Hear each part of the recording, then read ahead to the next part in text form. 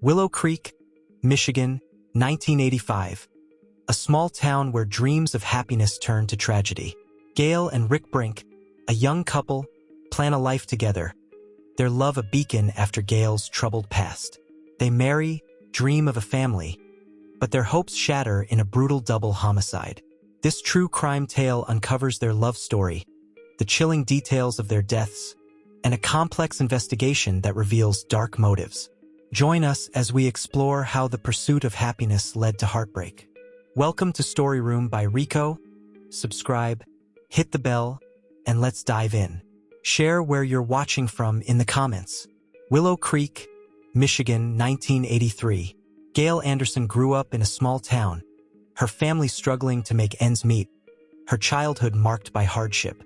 Gail dreamed of a better life, her determination a quiet strength, her hope a light in the darkness. At 17, Gail started dating a local boy, Tom, his charm masking a controlling nature. Their relationship turned toxic, his jealousy a constant shadow, his temper a growing threat. By 19, Gail ended things, her decision final, but Tom's anger lingered, his threats a whisper she couldn't ignore. One night in 1984, Tom confronted Gail outside her family's home, his hands gripping her arm, his voice loud with rage. He dragged her from her car, her screams echoing, her fear a weight she couldn't shake. Gail's brother, Michael, ran outside, his voice a shout as he pushed Tom away. "Leave her alone," Michael said, his tone a warning, his protective nature a shield. Tom backed off, his departure a temporary relief, Gail's resolve hardening. Gail moved to a new part of town, her job at a diner a step toward independence, her smile a mask for the scars Tom had left. There, she met Rick Brink, a 23-year-old mechanic with a quiet confidence, his kindness a contrast to her past. Rick came in every morning, their conversations growing longer, their laughter a sound she began to crave. Their connection deepened quickly, their shared dreams a bond that grew with each passing day. Rick had grown up in Willow Creek, his family close-knit, his values shaping his steady nature. He'd always wanted a family, a home, a life built on love, and he saw that future with Gail. By early 1985, they were inseparable, their dates a mix of quiet nights and long talks, their plans a promise of better days. Gail opened up to Rick about Tom, her voice soft, her fear a shadow she couldn't escape. Rick listened, his hand on hers, his words a vow. "I'll never let anyone hurt you," he said, his promise a shield. Gail believed him, her trust in Rick a new foundation, her hope for happiness a flame that grew brighter with each moment they shared. In June 1985, Gail turned 21, her birthday a quiet celebration with Rick and her family, their laughter a moment of peace. The next day, Gail and Rick got married at the town courthouse, their vows a promise of forever, their smiles a reflection of their dreams. They were young, their future uncertain, but their love was a certainty they clung to, their hope a light in the darkness.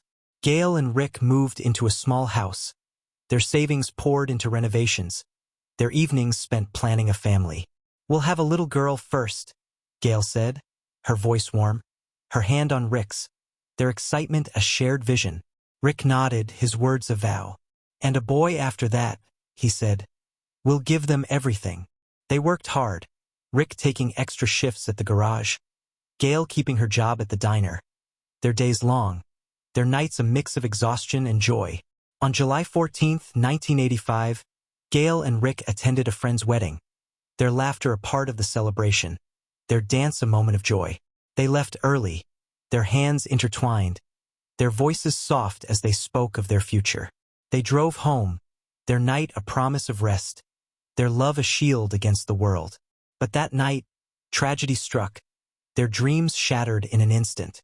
At 7:42 p.m., a passerby found Rick's body in the driver's seat of their car, parked on a quiet road, his life taken by a violent act, the scene a grim reality that shocked the town.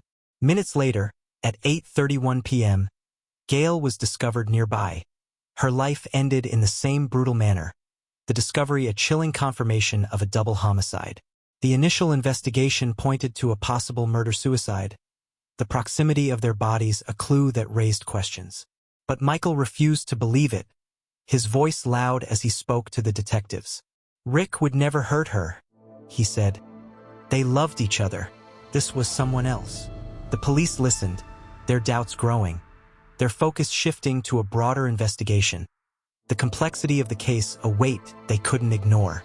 A double homicide shocks a small town. Subscribe to uncover the killer's motive. Hit the bell for weekly true crime, and comment. What do you think happened? Your support fuels these stories. The double homicide of Gail and Rick Brink shook Willow Creek. The news a whisper that spread quickly. Detectives from the county sheriff's office took over the case. Their investigation a race against time. Their questions a maze with no clear answers. The crime scene offered little evidence. The lack of physical clues a frustration for the lead detective, James Carter. There were no fingerprints, no weapons, no signs of a struggle in the car. The brutality of the act a contrast to the silence of the scene. Gail and Rick had been attacked with precision. Their death swift, their killer methodical. The absence of evidence a sign of someone who knew how to cover their tracks. Investigators interviewed Gail's family, their grief a weight that filled the room. Their words a mix of love and disbelief. Michael spoke of Gail's past, his voice steady as he mentioned Tom, her ex-boyfriend, his history of violence a shadow that lingered. He threatened her after they broke up, Michael said. You need to look at him. The detectives noted the lead, their focus shifting to Tom. His whereabouts on the night of the murder a question they needed to answer. Rick's family was next, their tears a testament to their loss, their memories of Rick a light in the darkness. His father spoke of Rick's work at the garage, mentioning a recent argument with a coworker, Eddie, his temper a concern. Eddie was angry, his father said. Maybe it meant something. The detectives added Eddie to their list, their investigation a web of possibilities. Their leads a mix of grudges and past promises. The police held a press conference, their words a call for information, their plea a hope for answers. We need your help, Detective Carter said. If you saw anything, heard anything, come forward. The investigation continued, the lack of evidence a challenge, the pressure mounting as days turned into weeks, the case a puzzle with missing pieces. The investigation deepened, the detectives chasing leads, their focus on potential suspects a path through the darkness.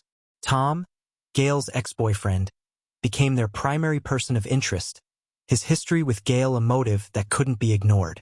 Detectives tracked him down at a bar, his alibi shaky, his demeanor defensive. I didn't do anything, Tom said, his voice loud. I was here that night, but the bartender couldn't confirm his story, his memory vague. Tom's past violence a shadow that loomed. Eddie, Rick's coworker, was next, his argument with Rick a lead that raised questions, his temper a concern. Detectives found him at the garage, his attitude hostile. Yeah, I argued with Rick, Eddie said. But I didn't kill him. I was home. His girlfriend confirmed the alibi, her story consistent. But the detectives noted a hesitation, their doubts lingering. At 12:32 p.m., a new lead emerged, the investigation taking a darker turn. A detective received a tip from an informant, his information a twist that changed the case. The informant spoke of a man named Carl, a former gang member with ties to Willow Creek, his connection to Gail a thread the detectives hadn't seen. Carl had known Gail years ago, his feelings for her a secret that turned to obsession. He talked about her, the informant said she was the one who got away. He didn't like that she was with Rick. Detectives located Carl at a motel, his presence a red flag, his record a list of petty crimes, his past a link to a gang known for violence. Carl denied knowing about the murders, his voice calm. I haven't seen Gail in years, he said. I don't know anything. But his alibi was weak, his story full of holes, his connection to Gail a motive that couldn't be ignored. The detectives' focus shifting, their investigation a race against time. Suspects emerge in Gail and Rick's murder. Subscribe to see who's guilty. Hit the bell for weekly true crime and comment. Who do you suspect? Your support fuels these stories. The investigation reached a turning point, the detectives closing in on Carl, his past a key to the case, his obsession with Gail a motive that made sense. They brought him in for questioning, their approach methodical, their questions a trap he couldn't escape. Carl maintained his innocence, his story unchanged, but the detectives pressed harder, their evidence a growing web. A witness stepped forward, a gas station clerk who'd seen Carl near the crime scene that night. His car a match for one described earlier, his presence a confirmation of the detective's suspicions. He was there around 7:30, the clerk said. He looked nervous. The detectives confronted Carl, their questions sharp. "We know you were there," Detective Carter said.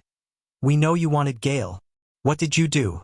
Carl broke under the pressure, his confession a flood of words, his guilt a weight he couldn't carry. "I didn't mean to kill them," he said. "I just wanted to talk to Gail, to make her see she was with the wrong guy. But she wouldn't listen, and Rick got in the way."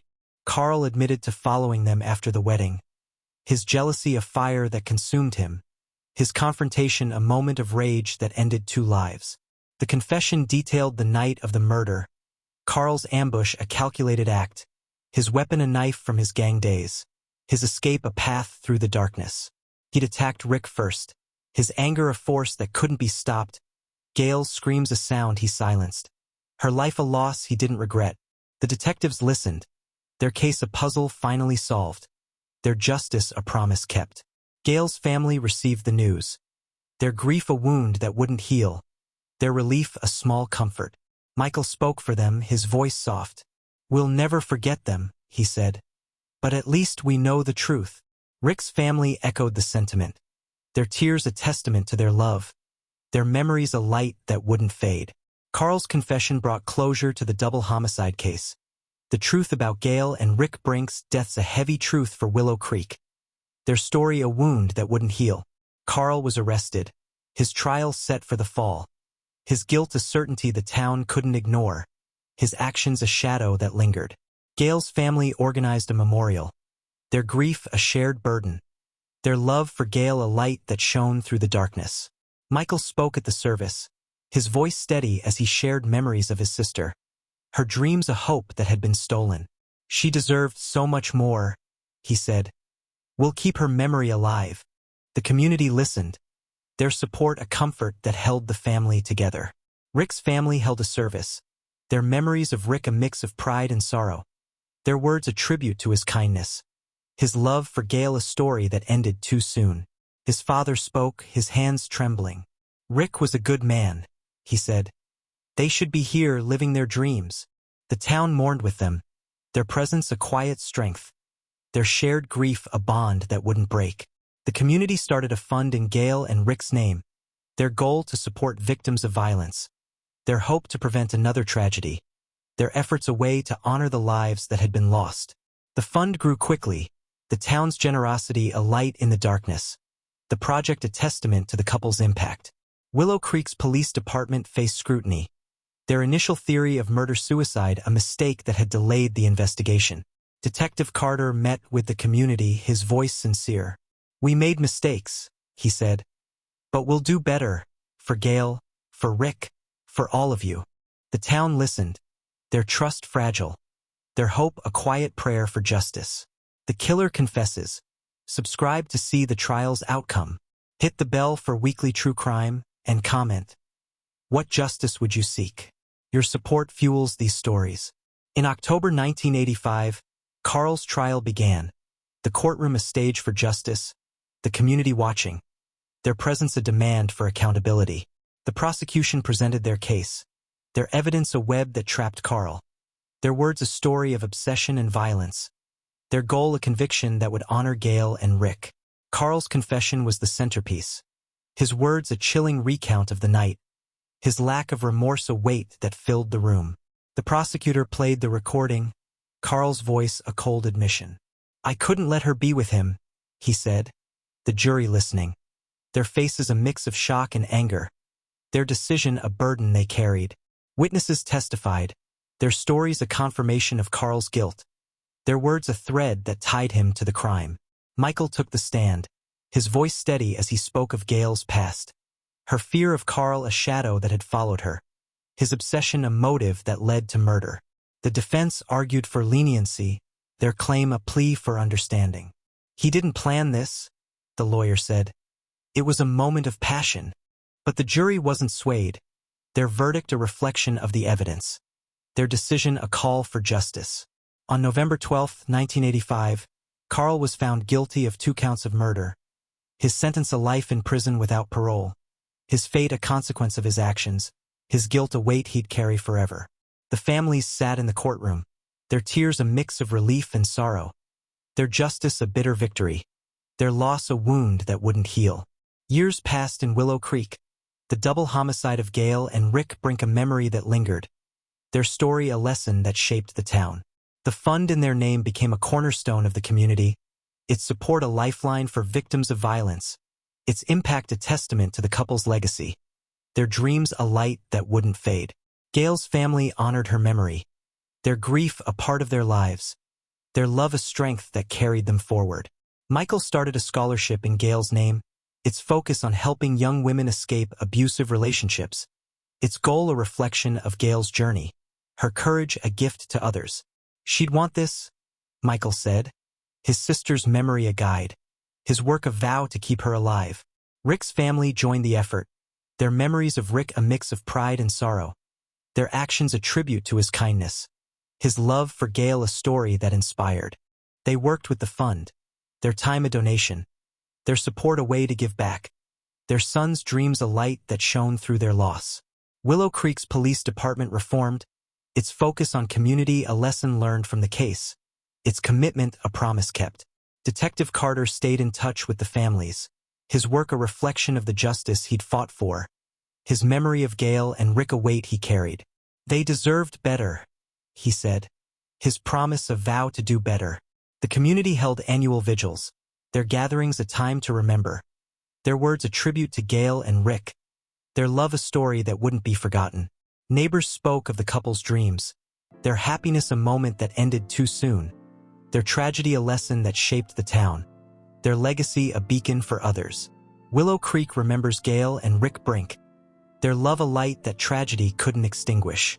This tale of happiness and heartbreak reveals the cost of violence, the power of justice, the strength of community. Their legacy lives on, a beacon for change. Lena's Campus Standoff waits in our playlist. Don't miss it. Subscribe for more true crime, hit the bell, and comment. How will Gail and Rick's story inspire you? Share this tale, join our community at Storyroom by Rico, and let's keep seeking justice together. Gail and Rick's pursuit of happiness ended in tragedy, but their impact endures. See you in the next case.